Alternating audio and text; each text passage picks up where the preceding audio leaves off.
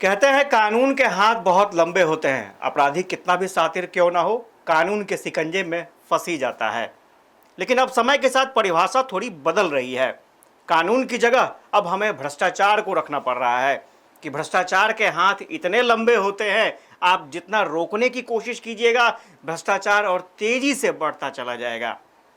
नमस्कार, मैं हूं आशुतोष चंद्रा और आप देख रहे हैं फर्स्ट बिहार झारखंड। और आपको भ्रष्टाचार की एक अलग सी कहानी आपको दिखाने जा रहे हैं हम।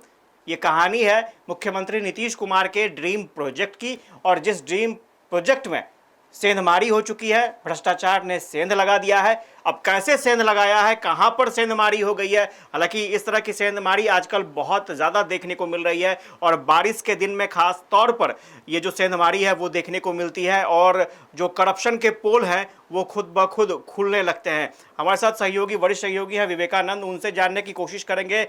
विवेकानंद जी, बारिश आ रही है और पोल खोल कर जा रही है, ये तो अब तय हो चुका है, दिख भी रहा है स्पष्ट। पुल की बात करें, सड़क की बात करें, सब चीज़ दिख रहा है।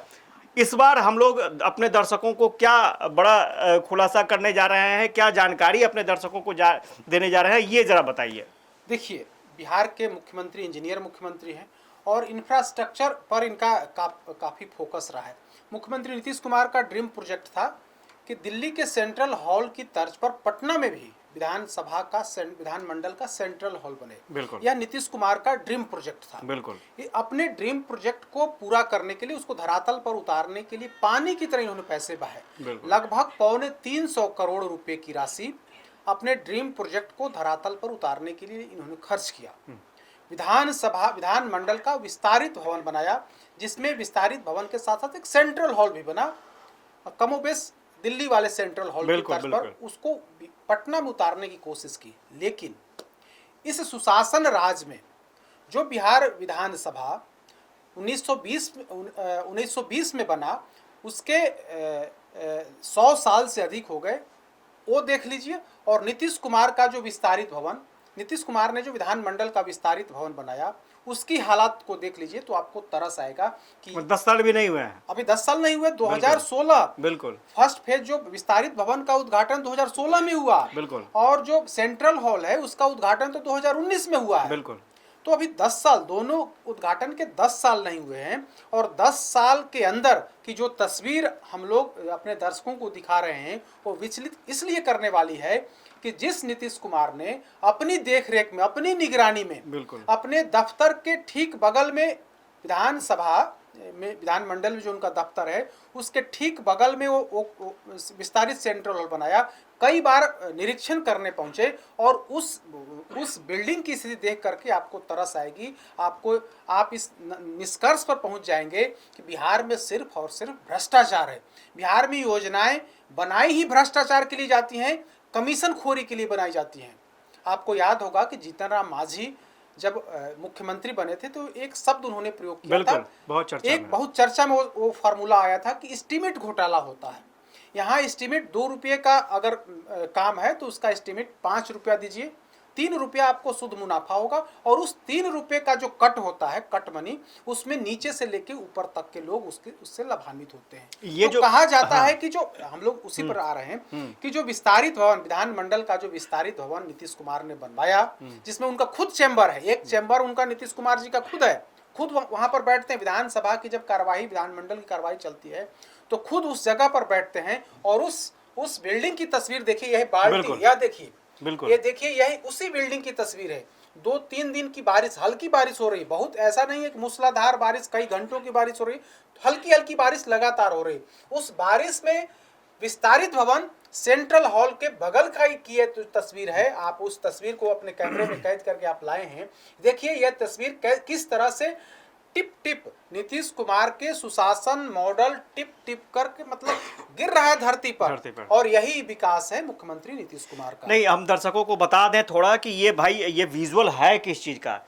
विधान सभा का सेंट्रल हॉल है, यानी विस्तारित भवन, एक्सटेंशन भवन है, और सेंट्रल हॉल के ठीक पास की गैलरी है। और गैलरी पर जब हम पहुंचे तो हमारी नज़र पड़ी, बहुत ही आश्चर्यजनक तस्वीर थी। आप देखिए, ये बाल्टी लगा है, और आप देखेंगे कि ये, आप देखिए, ये सीलिंग है, और सीलिंग पसीज रहा है, चूंकि बारिश का वक्त है और बारिश में सीलिंग पसीज रहा है, पानी यहाँ पर गिर रहा है और इस बाल्टी को इसलिए लगाया गया है ताकि पानी को रोका जा सके। तो क्या ये पानी रुक पाएगा इस बाल्टी से? देखिए, कहीं ना कहीं तो बिल्डिंग में क्रैक है, कहीं ना कहीं तो पानी रिस रहा है। इसका मतलब है कहीं ना कहीं बिल्डिंग में बिल्कुल वो ऐसी जगह है बिल्कुल। ताकि उसके माध्यम से पानी पानी गिर रहा है। नीचे तक आ रहा और है। अभी हाल फिलहाल में जो बिल्डिंग बनी है बिल्कुल। और कुछ दिन पहले हम लोगों ने देखी थी कि क्रैक हुआ था, बिल्कुल, नहीं वो भी तस्वीर हमारे पास क्रैक हुआ है। था। बिल्कुल, तो वो तस्वीर भी जब सामने आई थी तब सरकार की काफी किरकिरी हुई थी। अब तो इस तरह की नई तस्वीर आ गई बिल्कुल। है जो पानी रिस करके गिर रहा है, और पानी रिस करके गिर रहा है तो वहां पर एक बाल्टी लगा है, रेड कलर की एक बाल्टी है। उस क्या वो बाल्टी उस जो जिस तरह से पानी रिस रहा है, क्या इस बाल्टी से उस पानी का जो है सो रिसाव रुक जाएगा? हालांकि अभी तक की जो खबर है कोई इस पर मतलब नहीं, ये भ्रष्टाचार के लीकेज को क्या ये बाल्टी रोक पाएगा? देखिए, भ्रष्टाचार के लीकेज को तो जब सरकार नहीं रोक पा रही है, सरकार की निगरानी में अगर भ्रष्टाचार हुआ है, बिल्कुल। जिस योजना को मूर्त रूप देने के लिए कईयों बार, दर्जनों बार मुख्यमंत्री नीतीश कुमार निरीक्षण कर चुके थे, उस बिल्कुल। विस्तारित भवन नहीं, का उसमें निर्माण हो रहा थोड़ा था। सा हम उसमें और ऐड कर दें। उनके उस समय सचिव भवन निर्माण के उनके बहुत ही बहुत खास आईएएस हुआ और करते एक थे। सेक्रेटरी तो अभी बिहार के मुख्य सचिव भी हैं, बिल्कुल, जो अमृत बिल्कुल। लाल मीणा उसमें बिल्कुल। भवन निर्माण विभाग के सेक्रेटरी थे। जब बिल्कुल। उद्घाटन हो रहा था, बिल्कुल। तो उस समय उस डिपार्टमेंट के सेक्रेटरी थे हाँ। और अभी बिहार के मुख्य सचिव हैं। है। उसके पहले एक और सेक्रेटरी थे जो बिल्कुल। नीतीश कुमार के बेहद करीबी बेहद थे, करीबी अभी थे। अभी सेंट्रल में है। सेंट्रल में, तो केंद्र में। कई जो नीतीश कुमार के बेहद करीबी ऑफिसर्स थे, उनकी निगरानी में विस्तारित भवन बना था। इसलिए बना था क्योंकि नीतीश कुमार का यह ड्रीम प्रोजेक्ट था। नीतीश कुमार चाहते थे एक सुंदर भवन बने, विस्तारित भवन, सुंदर भवन बने, सुंदर सेंट्रल हॉल बने, ताकि जो संयुक्त बैठक है विधानमंडल की उस सेंट्रल हॉल में हो सके। बैठक होती भी है, बिल्कुल। लेकिन जिस तरह से भ्रष्टाचार की भेंट या विस्तारित भवन चढ़ गया है, इसकी वानगी, यह तस्वीर इस बात की गवाही दे रही है कि यहाँ पग पग पर छेद है। हम लोग तो एक जगह की तस्वीर दिखा रहे हैं। बिल्कुल, अन्य तस्वीर भी आ जाए। अगर नहीं, हम लोगों के पास वो तस्वीर भी है जो सीधा जो छत है वहां से डायरेक्ट पानी गिर रहा है और नीचे आप देखेंगे कि बैठने की व्यवस्था है, और वो विजुअल भी, वो तस्वीर भी आई है। सबसे बड़ी बात यह है, विवेकानंद आपको बता दें, दर्शकों को भी थोड़ा सा याद दिला दें, जब ये विस्तारित भवन बन रहा था तो ये उसका जो बेसमेंट था वहां पर पानी लग जा रहा था। ये कहा जा रहा था कि सोन की धार इधर से निकली है और यहाँ पर टिकना बहुत मुश्किल हो जाएगा। उसके बाद भी किसी तरह से मैनेज किया गया था। क्या ये सब भी कुछ वजह हो सकती है? देखिए, आप उसके जस्ट बगल में बिहार विधानमंडल का बिल्कुल 105 साल पुराना बिल्कुल पुराना क्या उसमें इस तरह की तस्वीर आपने देखी है कि बिल्कुल कभी इस तरह की बाल्टी बिल्कुल वाली तस्वीर आपने नहीं देखी है? बिल्कुल। ना हमने देखी है, ना बिहार की जनता ने। लेकिन 10 साल के अंदर अगर इस बिल्डिंग की यह दुर्दशा हो जा रही है तो स्वाभाविक है कि सवाल तो उठेंगे, सवाल तो खड़े होंगे। बिहार की जनता जानना चाहती है कि भाई 100 साल पहले जो बिल्डिंग बनी वो पूरी तरीके से सुरक्षित है, कहीं इस तरह रिसने की बात, कहीं फटने की बात नहीं आ रही है। तो आखिर जो नई बिल्डिंग बनी उसमें कौन सी कमी रह गई, किसकी जिम्मेदारी थी, किसके निगरानी में कमी रही, जिस वजह से यह स्थिति उत्पन्न हुई है? अगर पानी रिस रहा है, इसका मतलब है कि छत में कहीं दरार है और उसके माध्यम से पानी बेसमेंट में नीचे तक पानी आ रहा है। तो कुल मिलाकर के कहें तो दाल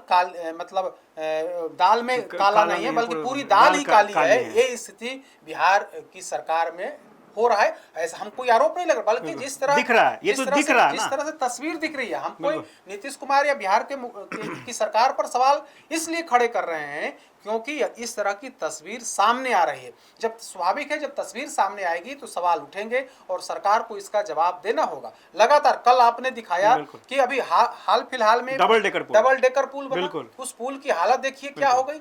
पहली बारिश में ही पूरी तरीके से जो उसका जो पैच वर्क था, जो ये कहा जा रहा था कि अलकतरा पुल पूरी तरीके से सुरक्षित है और अलकतरा ऊपर से दिया गया है, सीपेज हो गया, कंक्रीट सीपेज हो गया। अब सवाल ये उठ रहे हैं कि पहली ही बारिश में मात्र 2 महीने में कंक्रीट में या फिर अलकतरा में सीपेज हो गया और वो अलकतरा निकलने लगा तो स्वाभाविक है पानी तो भैया अंदर तक चला गया ना, पानी तो अंदर तक चला गया। तो यहाँ की व्यवस्था और खास करके इंजीनियरिंग डिपार्टमेंट है, खास करके जो इंजीनियरिंग सेक्शन है जिसमें पथ निर्माण है, भवन निर्माण है, ग्रामीण कार्य विभाग है, जहाँ पर इस तरह के वर्क होते हैं, खास करके भवन निर्माण विभाग और पथ निर्माण, 2 ऐसे बड़े डिपार्टमेंट हैं जो बड़ी बड़ी योजनाएं को पूर्ण करती है, चाहे पुल बनाने का काम है तो पुल निर्माण निगम या जो पथ निर्माण के जिम्मे है, भवन निर्माण का जो काम होता है भवन निर्माण विभाग करता है।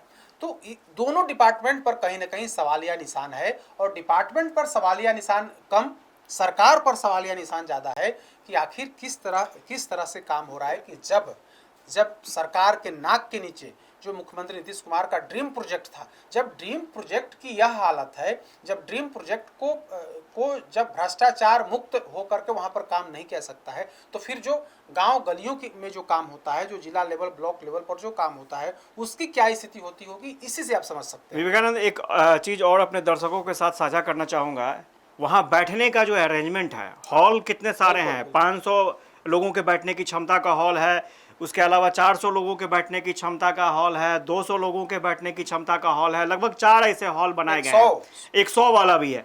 तो बात है कि उसकी उपयोगिता क्या है, आप मुझे उसकी उपयोगिता विवेकानंद अभी तक समझ में नहीं आई है। सेंट्रल हॉल में बैठक एक दिन होती है, बिल्कुल, हर एक साल में जब बजट सेशन होता है, बिल्कुल, जब राज्यपाल का अभिभाषण होता है तो सेंट्रल हॉल में एक दिन बिल्कुल बैठक होती है, और जब विधानमंडल की कार्यवाही चलती है तो जो सत्ताधारी गठबंधन होता है, एक आध बैठक उसमें बिल्कुल हो जाती। बस सेंट्रल हॉल की उपयोगिता जो हम लोग देख पा रहे हैं कि साल में एक बार राज्यपाल का अभिभाषण उस सेंट्रल हॉल में होता है, और साल में संभवतः 1 या 2 बार जो विधानमंडल दल की सत्ताधारी गठबंधन की विधानमंडल दल की जो बैठक होती है उसमें होती है। बेसमेंट बाकी में कुछ होता बेसमेंट में 2 हॉल है, 2 बड़े बड़े हॉल है, एक बड़ा हॉल है जहां बैठने की कैपेसिटी ज़्यादा है, एक छोटा हॉल है जहां पर बैठने की कैपेसिटी कम है, लेकिन उसकी उपयोगिता बस नाम मात्र की है।